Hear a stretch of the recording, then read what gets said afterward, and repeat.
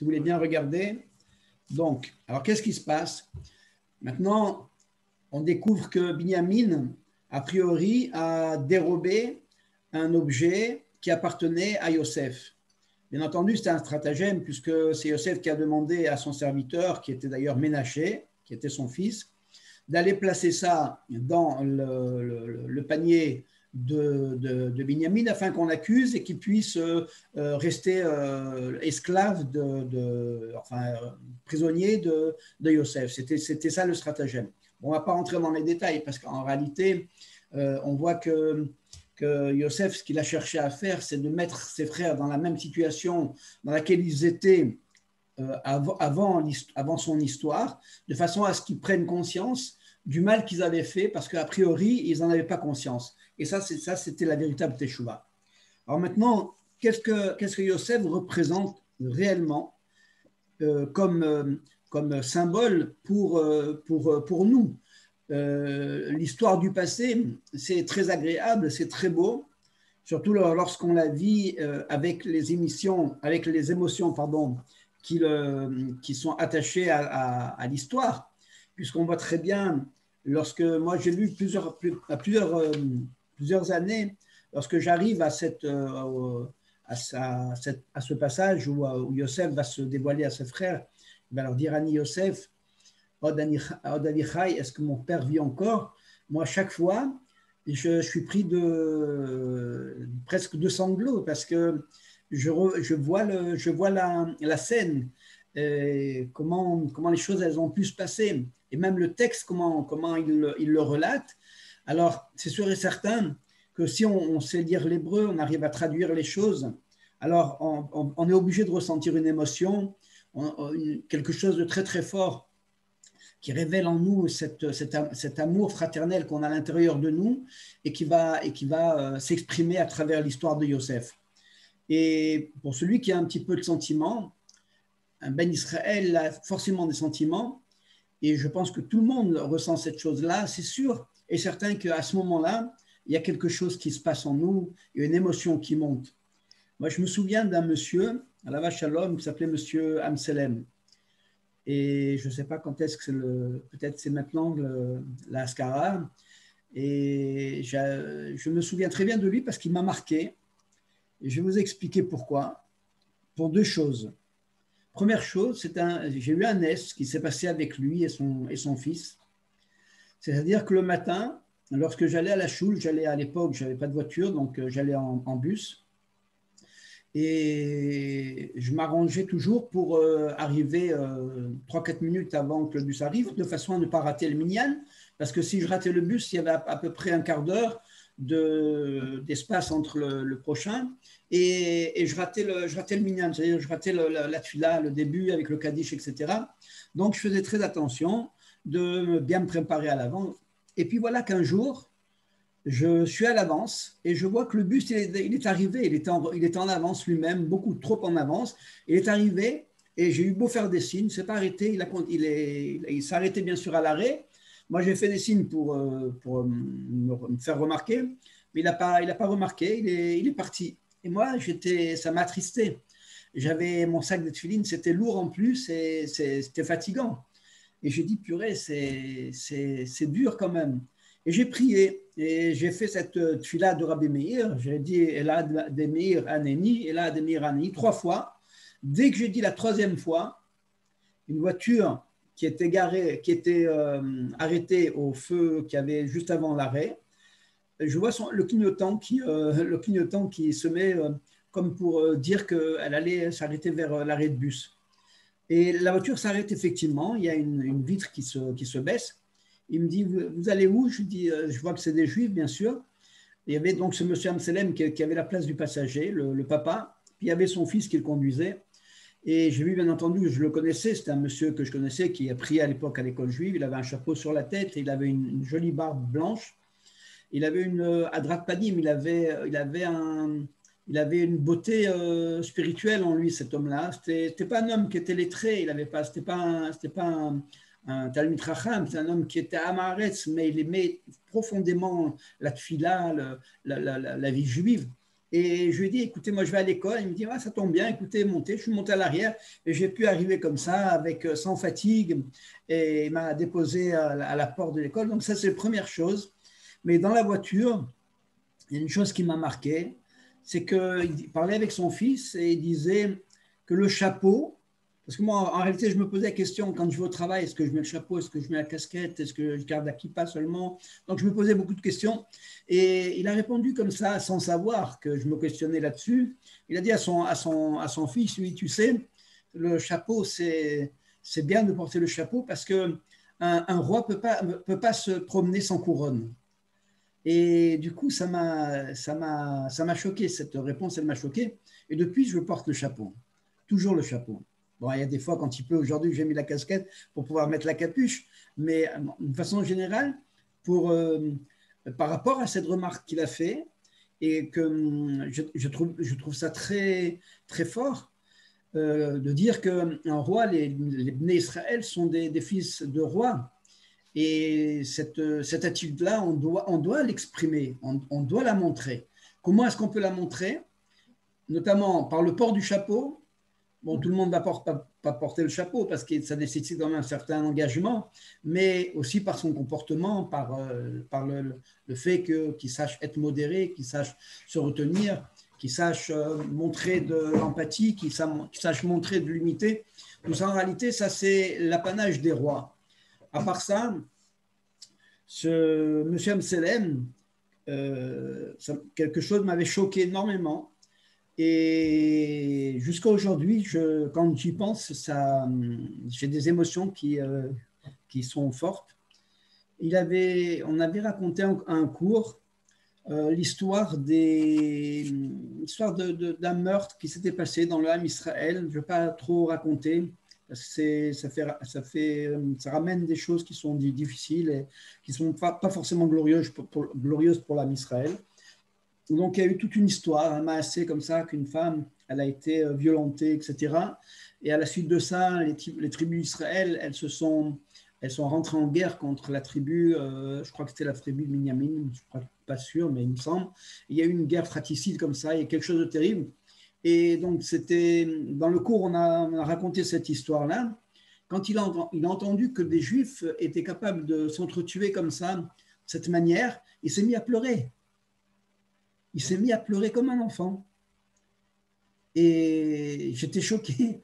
J'étais même presque gêné d'avoir dit ça, quoi. Et comme ça, il sanglotait. Il dit, mais comment des Juifs, ils peuvent s'entretuer comme ça? Comment on peut être méchant et faire des choses comme ça? Mais avec une telle une telle profondeur, une telle naïveté, que ça c'est un exemple, je veux dire, pour quelqu'un qui veut vraiment avancer dans la Avodat Hashem, qui veut avancer vraiment dans le service de Dieu. Ça, ce sont des exemples. Aujourd'hui, on n'a pas beaucoup d'exemples comme ça. Il faut bien dire les choses comme elles sont. Regardez, c'est à propos du vaccin. Aujourd'hui, j'ai reçu, mon fils d'Israël m'a envoyé une vidéo du professeur Luc Montagnier. C'est ce professeur-là, il a découvert le sida, donc le VIH, et il a été nominé donc pour le prix Nobel. Il a reçu le prix Nobel de médecine. Donc c'est un savant de renommée internationale. Et depuis qu'il s'est penché sur les études qui ont été faites par le professeur Ben Menis, qui est un juif, sur la mémoire de l'eau, il a complètement été mis au banc relégué parmi les pestiférés de la science. Et cet homme-là, il s'est déjà exprimé plusieurs fois sur l'histoire du Covid. Et là, sur la vidéo que j'ai reçue aujourd'hui, vraiment, ça m'a vraiment, vraiment donné à réfléchir. Et Béhémet, en toute conscience, en toute logique, je pense que c'est pas très, comment dire, je pèse mes mots, hein, mais je pense que c'est pas très prudent de faire le vaccin comme ça, sans réfléchir et aussi rapidement. Je pense pas que ce soit une très bonne chose, ni pour les gens en bonne santé, ni pour les gens fragiles. Et là-bas, je vous enverrai la vidéo, si vous avez l'occasion ou le temps de la lire, de la regarder. Je pense que ça vaut la peine. C'est quelqu'un qui pèse ses mots, c'est quelqu'un qui connaît son domaine, c'est quelqu'un qui sait de quoi il parle. Et lorsqu'il parle des risques liés à ce vaccin, il faut en tenir compte dans l'analyse qu'on doit faire pour la décision qu'on doit prendre, faire ou non le vaccin. A priori, je crois que l'Australie, d'ailleurs, sont revenus, d'après ce que j'ai entendu, sur la vaccination de masse. Pourtant, ça a coûté très, très cher, mais je crois qu'il y a quelques défaillances dont ils sont aperçus et qui leur demandent, qui demandent de les mettre en garde, de mettre en garde la population et de ne pas faire effectivement des vaccinations de masse comme ça. Alors, bien sûr, on a vu, je crois que vous avez tous vu aussi, le Hersher des rabbinim, des grands rabbins, les plus grands rabbins du monde, le Rav Kanievski, le Rav Shalom Cohen et le Rav Eldenstein, qui sont des sommités mondiales de la Torah et qui ont questionné le Rav Firer, qui est aussi lui une sommité mondiale en Israël à Bnei Brak, pour lui demander ce qu'il en pensait. Lui a dit que c'est sûr et certain qu'il faut faire le vaccin, qu'il n'y a pas d'autre alternative, etc. Alors bien sûr, lorsqu'on entend les rabbinim, des gens qui sont dignes de foi, parce que c'est pas des abrutis, c'est des gens dont on peut avoir confiance en eux, mais je pense qu'on peut aussi les berner. Alors dire maintenant, faire passer ça sous le couvert qu'ils ont Roi HaKodesh, etc. Alors peut-être que oui, peut-être que non. Aujourd'hui, on est dans le flou complet. On peut se fier à personne en fait, et qu'à Hachem et savoir prendre ses décisions soi-même en analysant le pour et le contre, parce qu'aujourd'hui vraiment, je vous dis la vérité, quand j'ai entendu ce que les rabbinim m'ont dit, j'ai dit même à ma femme elle est pour le vaccin, j'ai dit à ma femme, bon écoute, moi aussi je pense que je veux le faire. Mais lorsque mon fils Sander m'a envoyé ça tout à l'heure, j'ai bien écouté, j'ai bien visionné la vidéo. Et la vérité, je me pose beaucoup de questions et je ne suis pas prêt de le faire tout de suite, c'est certain. Voilà pour la situation, pour l'actualité. Et Juste, si je peux me permettre, Daniel, mais alors tu te rends compte, si même les sommités de la Torah, ils ne savent pas, c'est ce que je me suis dit. c'est grave. Alors on en est où alors? C'est grave. On est dans le, C'est qu'on on est dans la cinquième porte passée, hein. on est C'est dans grave, hein. le recherche complet, hein, recherche complet. Parce que moi, je suis entièrement d'accord avec toi dans le sens où, de toute manière, regarde, même le virus, soi-disant, il a muté. Mais ils ont acheté 300 millions de doses, ça leur a coûté une fortune. Fortune. Donc, que ça marche ou que ça marche pas, ils sont obligés de le faire, quoi qu'il arrive. Moi, j'ai entendu un scientifique qui disait, mais il faut qu'ils refassent des tests avec le nouveau virus anglais qui est arrivé. Ils n'en savent rien. Mon fils m'a dit, il a entendu ça de quelqu'un qui est bien averti dans ce domaine. Mon fils m'a dit que le premier pays à avoir fait la vaccination, c'est l'Angleterre. Oui, Et donc, la personne lui a dit que rien ne permet d'exclure que les gens qui sont vaccinés ne portent pas en eux la possibilité de transmuter le virus. ouais, bah oui. C'est excessivement grave. C'est tellement grave que l'Angleterre a fermé toutes ses frontières en 4 heures, chose qui n'est jamais arrivée même pendant les guerres. J'ai entendu des grands spécialistes tout à l'heure à la radio parler, ils disaient c'est quelque chose c'est hallucinant. Ouais, mais Ouais, mais c'est là. ils pourront pas fermer indéfiniment quand même, hein. Oui, mais fermer les portes d'un grand pays comme ça en 4 heures, c'est quand même très significatif de la trouille qui existe. Donc, Ouais, Oui, mais mais ce Daniel, sera. Vas-y. ouais, mais c'est là où tu vois la main de Dieu. ah oui, oui. Regarde, ils ont fait tout un cas. Ils disaient on va vacciner, machin et tout. Regarde, depuis septembre, Probelote, il est modifié. Allez, et je suis sûr que le vaccin qu'ils ont fait, tu verras dans le temps qu'ils diront qu'ils peuvent être certains. Tu peux pas fabriquer un vaccin en 2 jours, comme ils ont fait, même avec les RN, avec ce qu'ils veulent. C'est pas possible. C'est ce qu'il disait, spécialiste. Et puis c'est trop facile. Pourquoi Hachem il a mis ce truc-là pour que l'homme, en 6 mois, 7 mois, il arrive à s'en sortir? J'y crois pas. Ouais, il n'y a pas de but C'est là-dedans. beaucoup. Il n'y a pas de but dans. Ouais, On ouais. t'entend plus. Moi, je suis du même avis que Noir. Il n'y a pas de but. Aussi. Pour l'instant. Non, mais c'est vrai, pour l'instant. Mais c'est la réalité. En attendant, il y a des choses très, très pratiques, quoi, très, très basiques. Est-ce que, voilà, on va nous proposer de faire le vaccin, est-ce qu'on le fait ou pas? Mais de toute façon, c'est comme tous les vaccins du monde, depuis la nuit des temps, c'est comme ça.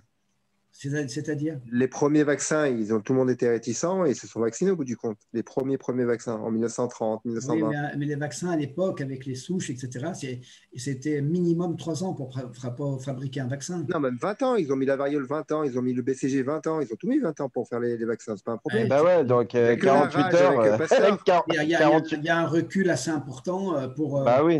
ça, Non, effectivement, non. ça aide Le à problème, c'est éradiquer qu'ils l'ont toute fait la en maladie. 48 heures et en plus, c'est un nouveau vaccin. C'est de l'ARN messager, quoi.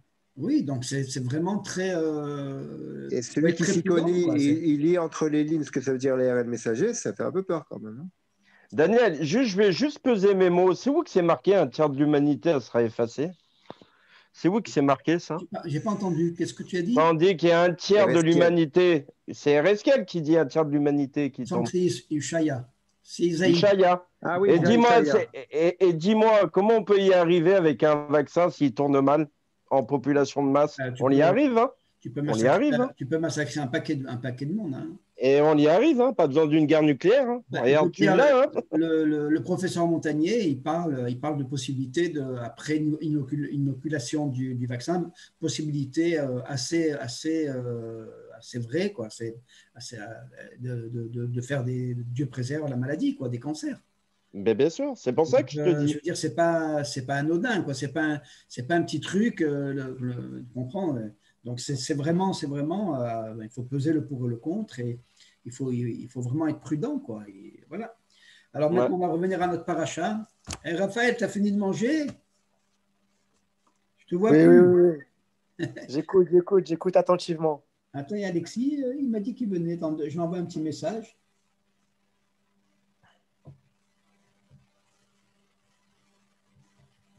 Deux minutes, hein. Voilà, donc, qu'est-ce qui se passe maintenant? Confrontation entre Yehuda et Yosef. Donc Yehuda, il n'en peut plus. Il voit que Yosef, il l'a roulé dans la farine. Il comprend qu'il y a quelque chose qui ne va pas. De reprises, il y a comme ça un stratagème qui se met en place. Puis Yehuda et ses frères se trouvent piégés. Donc maintenant, Yehuda s'approche pour maintenant combattre Yosef. Il est prêt à tout. Il a compris par certains indices que la chose ne vient pas d'Hachem, mais qu'elle vient de l'homme, qu'elle vient de Yosef. Et il est prêt à en découdre avec lui pour le liquider, pour régler l'affaire. D'accord? Donc, qu'est-ce qui se passe? Vaïgash Elav Yehuda. Yehuda s'approche de Yosef. Vayomer, il lui dit Bi Adoni et Daberna Avdecha, permets-moi de te parler, maître. Davar Beozne Adoni, une parole que je vais parler à ton oreille, à l'oreille de mon maître. Ve'alichach apecha, mais que mon maître ne se mette pas en colère. Be'avdecha, contre ton serviteur. Ki kamocha ke paro, car tu es pour moi comme paro. Donc, bien sûr, ce sont des termes qui sont, camouflés. Et si on fait une traduction littérale, on ne peut pas vraiment comprendre le fond des choses. Quand il lui dit que tu es kikamocha keparo, tu es pour moi, tu es comme le pharaon, ça veut dire quoi? Ça veut dire que tu es aussi pourri que Paro.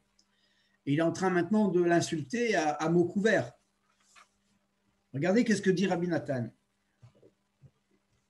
Vaïgash Elav Yehuda. Qu'est-ce que ça signifie que donc Yehuda s'est rapproché de Yosef? On sait que Yosef, c'est Yosef Hatzadik, c'est le tzaddik, c'est celui qui représente le tzaddik de la génération. C'est marqué Vaïgash Elav Yehuda. Lisez avec moi si vous voulez, parce que ça vaut la peine quand même de lire, parce qu'un cours magistral, moi je ne sais pas faire. Je vais vous dire la vérité, mon maître m'a dit, les cours que tu fais ne servent à rien. Comme ça, il m'a dit. Il m'a dit, il vaut mieux que tu fasses rien que ce que tu fais là maintenant. Il dit, tes élèves, ils ressortent avec quoi? Avec des belles paroles, des beaux discours? Mais ce n'est pas ça l'étude de la Torah. La Torah, c'est un investissement personnel à l'intérieur du texte et c'est un acte volontaire. C'est-à-dire que si maintenant tu ne prends pas le texte, tu ne le décortiques pas avant, et c'est une des raisons pour laquelle je vous envoie le texte avant, vous passez à côté de 90% de l'intérêt de l'étude. Et ça c'est pas permis. Et peut-être que j'aurai même des comptes à rendre pour ça. On prenait? Salut Alexis, j'ai reçu ton message. Donc, l'intérêt d'une étude, c'est pas de faire un cours magistral, se positionner en tant qu'un maître et faire gober à des brebis des idées toutes mâchées. L'intérêt d'un cours, c'est de s'approprier le texte, d'abord de le traduire et de se l'approprier, et après de débattre avec la personne qui donne le cours. C'est ça l'intérêt d'un cours. Si maintenant, vous ne faites que gober, eh ben, vous êtes comme des moutons en réalité, et le but, l'objectif d'un cours de Torah, l'objectif de l'esprit de la Torah, on passe à côté, on est à côté de la plaque. L'essence même de la Torah, c'est de permettre à l'homme d'être libre. Al-Tikré, Charut et la Cherut, c'est marqué sur les louchot qu'elles étaient Charut à la louchot. La Torah, elle était gravée sur les louchot. Et les Mefarshim, ils disent, dans la Gemara, ne dit pas gravé, mais libre. Al-Tikré, Charut et la Cherut. C'est-à-dire que le but de la Torah, c'est de rendre l'homme libre. Et tant qu'il est lié à un maître et qu'il est capable de gober ses paroles, comme un enfant gobe les paroles de son maître ou de ses parents, on est passé à côté de la chéroute, on passe à côté de la possibilité qui est donnée à l'homme de devenir libre. Pourtant, on voit bien ça chez le tzaddik avec son élève, etc., que lui, il dit, en général, l'élève, il dit qu'il n'a pas d'existence propre à part celle de l'enseignement de son maître. Ça, c'est une façon de voir. Mais c'est une façon de voir par rapport au devoir qu'on a d'humilité et d'effacement vis-à-vis du maître. Mais ce n'est pas un but en soi. Ça, c'est la technique, c'est la méthode pour grandir. Puisqu'on voit que lorsque Eliyahu Hanavi Zachor Letov, il demande avant de partir à son élève ce qu'il désire, alors qu'est-ce que Elisha lui demande? Elisha, son élève, il lui dit: moi, je désire obtenir 2 fois plus en spiritualité que toi. Donc, il y a comme ça quelque chose de légitime de la part de l'élève de vouloir être plus grand que son maître. C'est un des objectifs majeurs de l'étude. Et à aucun moment, le maître va prendre ombrage, il va s'offusquer de cette démarche-là. Au contraire, si le maître il aime l'élève, de toutes les manières, on ne peut pas transmettre de la Torah ou quoi que ce soit d'ailleurs s'il n'y a pas d'amour du maître vis-à-vis des élèves, s'il n'y a pas d'amour des élèves vis-à-vis du maître. Ça n'existe pas. La seule possibilité qu'il y a de déverser l'abondance rouhanite, c'est à travers ce canal qu'on appelle l'ahava. S'il n'y a pas d'ahava, il n'y a pas. Tout est coupé. On va peut-être apprendre des belles idées, des belles choses, etc. Mais tout ça, c'est que du vent. C'est que de la théorie. Ça n'a pas de vie. Ça n'a pas de chaïm. Et moi, j'ai appris la Torah avec des gens pendant 20 ans. Et ces gens-là, il n'y avait aucun kécher avec eux. D'ailleurs, on n'a lié aucun kécher, alors que j'aurais aimé ressentir de l'amitié pour eux, sentir de la proximité. Mais ça n'a jamais été le cas. C'était quelque chose de très superficiel. Très superficiel. Et je peux vous dire que je n'ai pas appris grand-chose. La vérité, pourtant, Dieu seul sait si j'étais assidu, si j'étais quelqu'un de vraiment matmide et régulier, etc. mais je n'ai pas appris grand-chose. Quand est-ce que j'ai appris? J'ai commencé à apprendre quand j'ai rencontré un maître. C'était un maître qui était jeune, il était plus jeune que moi, mais qui m'a appris à apprendre. Mais comment il l'a fait? Parce qu'il y avait un sentiment qui est né entre lui et moi. Ce sentiment d'amitié, de fraternité. Et jusqu'à aujourd'hui, ce sentiment, il est présent. Et je pense à lui, lui pense à moi. Alors que pendant 20 ans, c'était le désert, c'était l'obscurité complète. Donc c'est dommage que lorsqu'on a un seul cours par semaine, qu'on ne prenne pas la peine de regarder le texte, d'essayer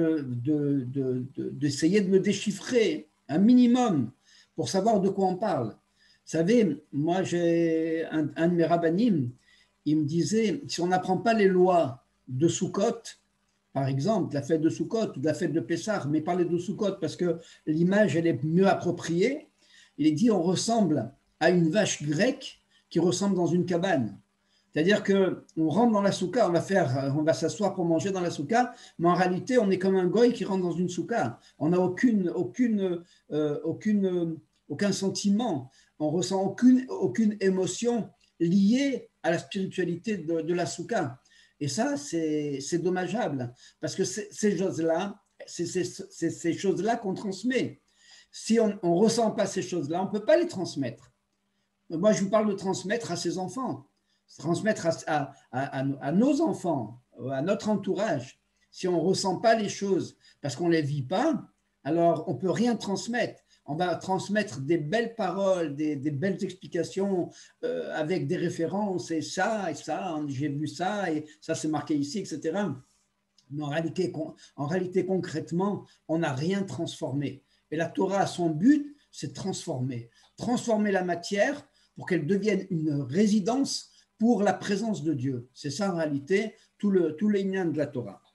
Voilà, c'est dommage que Mickaël on ne le voit plus, Patrick on ne le voit pas, Raphaël on ne les voit pas, mais bon, on fera avec. Qu'est-ce qu'on peut faire? Il reste 5 minutes. Voilà, qu'est-ce qu'on a dit? Vaïgash Elav Yehuda, Hem Bechinat Klal Israël. Voilà que... Daniel, excuse-moi, je te coupe. Tu ne me vois pas parce que je mets WhatsApp pour voir le texte. Ah, en même temps. Alors, ouais, tu peux pas en même temps. Moi, je suis sur un portable. Écoute, je sais qu'il y a une possibilité de mettre le texte, mais je ne sais pas comment on fait avec Zoom. Mais bah oui, tu vois, parce que je suis obligé de voir WhatsApp et du coup, tu ne me vois pas. Je crois que tu me voyais du coup. Regarde, on va essayer, je vais voir, parce que je sais que j'assiste à un cours moi, avec un rave du Canada et il le fait. Alors, je vais lui demander comment il fait, mais peut-être... Il divise son écran en deux.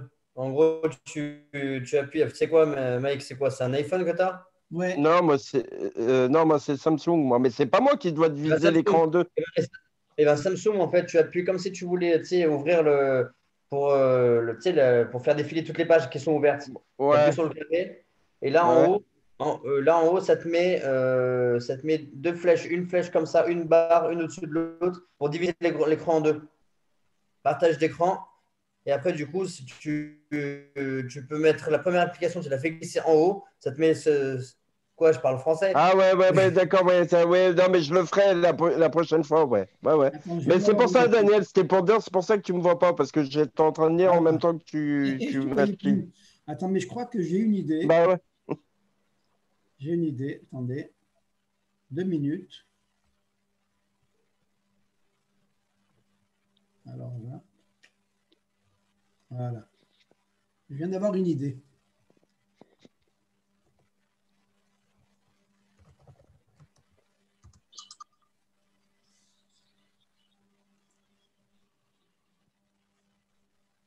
Ah, vous allez mettre le texte, d'accord. Alors, est-ce qu'on peut mettre une image? Bon, c'est trop compliqué. Écoutez, j'essayerai après le cours où je demanderai à la personne. Alors, regarde, on va continuer. Alors, regarde, si tu veux regarder en même temps, vous regardez. Alors, au niveau technique, on n'est pas encore au point. Donc, on essayera, Bezrat Hashem, de se mettre au point et d'essayer de voir le texte directement. Donc, Vaïga Shelav Yehuda, qui représente Yehuda, Em Bechinat Klal Israël. Yehuda représente la communauté juive, le peuple juif. Shenikraim Yehudim, puisque les juifs sont appelés Yehudim. Vous allez voir comment les choses elles marchent bien. Hachem Yehuda, donc sur le monde de Yehuda. Yehuda, donc, est la racine du terme par lequel sont appelés les juifs, qui sont appelés les Yehudim. Shehem Nigashim El Yosef, qui se rapproche de Yosef, Bechinat Tzadik. On sait que Yosef, c'est le Tzadik. Yosef Tzadik, on l'appelle. On a appelé quelques grandes personnalités du monde juif par ce terme-là, qualificatif de Tzadik, notamment donc Yosef, Shimon Tzadik, et je pense que c'est tout. Hein. Si vous voyez d'autres personnes, n'hésitez pas à m'arrêter. Donc c'est Prinat Tzadik Haemet, c'est le vrai Tzadik, le Tzadik Haemet, Veshavim Bitshuva Al Mechirato, qui viennent dans leur Teshuva par rapport au fait qu'ils ont vendu Yosef, chez Bechinat Gam Emunat Chachamim, qui représente, qu'est-ce qu'il y a, qui représente Gam, le manque, un manquement dans la Emunat des Chachamim. Et vous voyez, Mina Shamaim, c'est incroyable parce que tout à l'heure, je faisais une leçon de l'Ikouté Moharan et il parle d'Afka de la leçon Nunzaïn. Si vous avez l'occasion de la faire, si vous voulez, dans la semaine, on peut la faire. C'est une très très belle leçon, la 57. Si vous voulez qu'on fasse avec plaisir, vous m'envoyez un petit message, on la fera ensemble. Et il parle là-bas effectivement des conséquences du manque de Emunat Rachamim, la conséquence du manque de foi, du manque de confiance qu'on peut avoir dans les Rachamim. Bechinat Chalukat Aetza, et qui sont, comment se manifeste ce défaut-là de confiance dans les Rachamim, par le fait qu'on s'oppose à leurs conseils. On vient contester leurs conseils. Ki mechirat Yosef ou Bechinat Chalukat Malchut, une bête David, chez Bechinat Chalukat Aetza.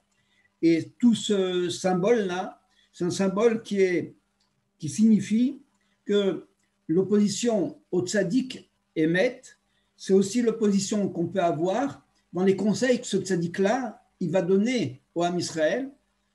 Et ces conseils-là, ils proviennent de la royauté. Ils proviennent de la possibilité que l'être humain ait une connexion directe avec la royauté de Dieu pour recevoir ce shefa, l'influx d'Hachem, pour le répandre sur le clan d'Israël. Mais vous allez voir la force du tzaddik.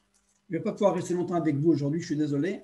La force du tzaddik, Amiti, le vrai tzaddik, c'est d'être capable de donner le conseil juste et précis par rapport à chacun des individus dont il a besoin. Mais la force aussi du tzaddik Amiti, c'est que ces conseils-là qu'il va donner à chacun de façon précise et ciblée, ces conseils-là, ils ont aussi la possibilité d'être utilisés par le clan d'Israël, par l'ensemble du peuple. C'est ça la force de la Malchut, c'est ça la force de la royauté. Pourquoi ? Parce qu'elle va chercher quelque chose de tellement élevé et tellement précis que ces deux qualités, l'élévation et la précision, elles se manifestent à travers le conseil, qui va être un conseil en même temps ciblé, mais en même temps un conseil klali, un conseil qui va concerner tout le monde.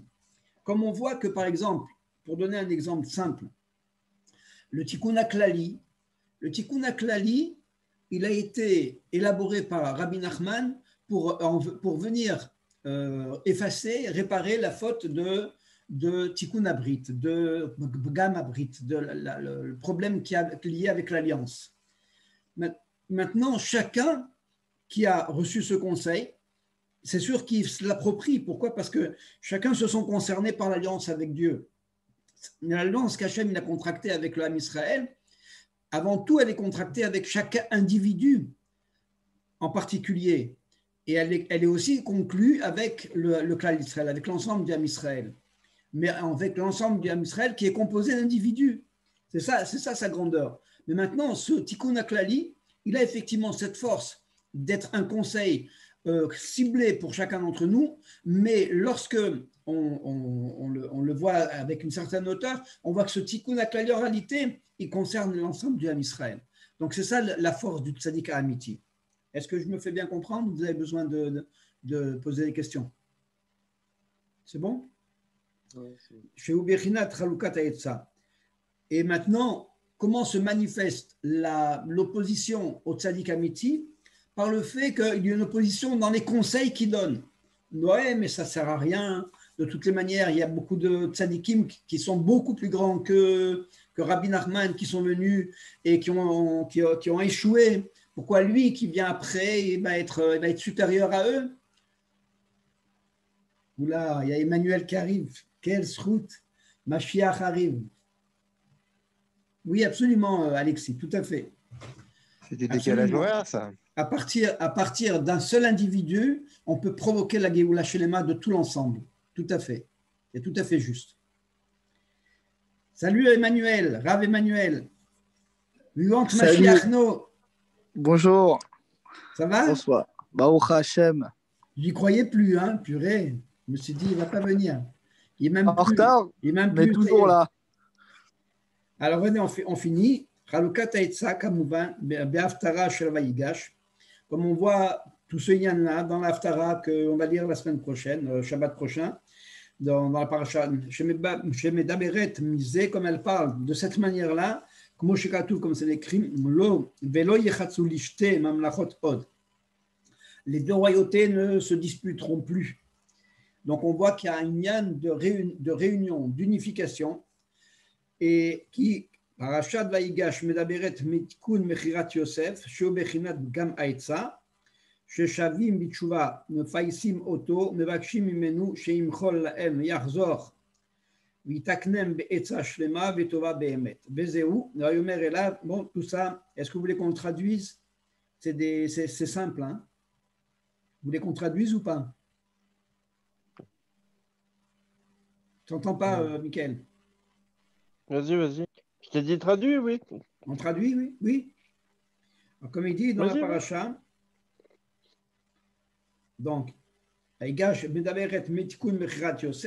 cette paracha, elle parle de la réparation de la vente de Yosef, puisqu'on voit que tous les frères de Yosef viennent se demander pardon à Yosef, ils font teshuva, ils viennent reconnaître la grandeur de Yosef et leur erreur. Donc il dit Mechirat Yosef, le tikkun, c'est le tikkun, cette paracha elle parle du tikkun de Mechirat Yosef, chez Ubechinat Bgam Haetza, qui est en même temps la réparation de cette faute que les frères de Yosef ont faite par rapport au conseil que Yosef a donné, chez Shavim Bitshuva Shelema, et qui sont revenus avec un véritable repentir sincère. Ils sont venus le réconforter, l'apaiser, et ils lui ont demandé le pardon. Et ils sont revenus. Ils sont revenus et ils ont accepté le conseil, puisqu'on voit que qu'est-ce qui s'est passé, quel a été le déclenchement des hostilités des frères de Yosef. C'est lorsqu'il leur a raconté qu'il a fait des rêves dans lesquels il allait les dominer sous une certaine forme. Donc ça, c'est quelque chose qu'ils n'ont pas pu supporter. Et à la suite de ça, donc il y a eu, vous connaissez l'histoire qui a amené après la vente de Yosef et donc l'exil de Yosef en Égypte. Mais Yosef, il représente le conseil donné aux individus afin que chacun arrange, répare la raison pour laquelle il est venu ici. Et Yosef, en fait, c'est l'archétype, c'est le symbole même du tzaddik qui vient, pas pour lui-même, mais pour réparer l'ensemble. Et lorsqu'il vient, alors immédiatement une opposition se fait. Et c'est d'ailleurs, entre autres, grâce à cette opposition-là, qu'on peut reconnaître la véracité de la mission de ce tzaddik. Il y a plusieurs personnes, j'ai fait une discussion par rapport à un certain domaine au niveau de la méditation, et plusieurs personnes qui m'ont dit, j'ai ramené le Ramchal, le Rabbi Avraham Aboulafia, et une personne qui a dit, mais le Rabbi Avraham Aboulafia, il a été décrié et il a été critiqué. Et je lui dis oui, comme le Rambam, et il n'y a pas si longtemps, comme le Rabbi, comme Rav Ovadia Yosef. Rav Ovadia Yosef, il faut savoir, il n'y a pas si longtemps, qu'il a été mis au banc des excommuniés, qu'on a pris certains de ses livres et qu'on les a brûlés parce qu'il a osé s'opposer au Ben Ishraï. Donc, dès qu'il y a comment dire, une intrusion du Hémet dans le monde, et immédiatement, il y a les forces du Sheker qui s'opposent. Et c'est normal, c'est normal. Pourquoi? Parce que Sheker ne peut pas accepter le Hémet. C'est complètement antinomique. Et voilà, mais le tzaddik à Amiti, il va jusqu'au bout de sa mission, même s'il doit y laisser sa peau. Pourquoi? Parce qu'il ne vient pas pour lui. Ishaïa, dont on a parlé tout à l'heure, le fameux prophète Isaïe, il a prophétisé, il a été détesté à cause de ça et on l'a tué. Il est mort. Isaïe est mort d'avoir eu le courage de dire à la face du Ham Israël quelles étaient leurs erreurs, quelles étaient leurs fautes et comment il fallait qu'ils fassent teshuva. Mais il n'avait pas le choix. Une névoie qui est envoyée par Hachem, et elle est obligatoire. Le Navi, le prophète, il a pas le choix. Il doit dévoiler. Mais peu importe, puisque le tzaddik Amiti, tout son rôle, toute sa mission, c'est pour l'autre, c'est pour le clan d'Israël, c'est pour parfaire, pour être metaken les neshamot. Ce qu'on voit avec Rabbi Nachman, qu'il a choisi un lieu de sépulture qui a été un lieu épouvantable, où s'est passé des crimes épouvantables. Et c'est pas très ancien, ça fait 200 ans, 230 ans. Mais le tzaddik lui-même, il aurait pu demander à être enterré dans un endroit rachouv, un endroit où il y a des Baal Shem Tov enterrés, où il y a des gens qui ont sacrifié leur vie pour ça. Non, il n'est pas venu pour lui, il est venu pour réparer les neshamot. Donc c'est tout le lien du tzaddik à Amiti. Si on n'écoute pas les conseils du tzaddik, on est cholek sur le tzaddik, alors la mission ne peut pas se faire. On est dans l'obscurité. Voilà les amis, on continuera la semaine prochaine, Bezrat Hashem. Dans la semaine, si vous avez un moment, dites-moi. Moi, je suis maintenant retraité, donc j'ai un peu plus de temps, bien que je travaille aussi à temps partiel, parce que au cabinet, c'est temps partiel. Mais voilà, je peux laisser un petit peu de temps, vous accorder un peu de temps pour étudier un peu plus, finir ce qu'on a vu là, parce qu'on a fait à peine un petit passage, et c'est dommage parce que c'est très très riche, c'est très très beau. Si vous voulez étudier aussi la Torah Nun Zaïn, la 57, alors envoyez-moi un petit message, si on n'est que deux à étudier ensemble, 2 ou 3, pour moi ça ne me pose pas de problème. Voilà, je ne peux pas vous dire mieux que ça. Alors, Béava, je vous dis, passez une bonne soirée, que la fête de Hanouka, elle perdure pour toute l'année. Amen. Il est bougie, en réalité, après le dernier jour de Hanouka, on a une petite tristesse comme ça, et Hachem, il n'a pas voulu nous laisser sur cette tristesse, il nous a amené Shabbat. Donc, ça veut dire quelque chose qui est très, très simple. Ça veut dire que ces lumières-là, elles s'éteignent pas en réalité. Il y a une spiritualité à l'intérieur de ces lumières qui reste allumée et qui nous aide durant toutes ces périodes d'obscurité, qui nous aide à voir notre chemin. C'est tout le inyan de Hanouka. Voir notre chemin, c'est ça l'essentiel, ne pas se tromper de route. Salut mes amis. Chazak Daniel. Chazak. Bisous. Bisous.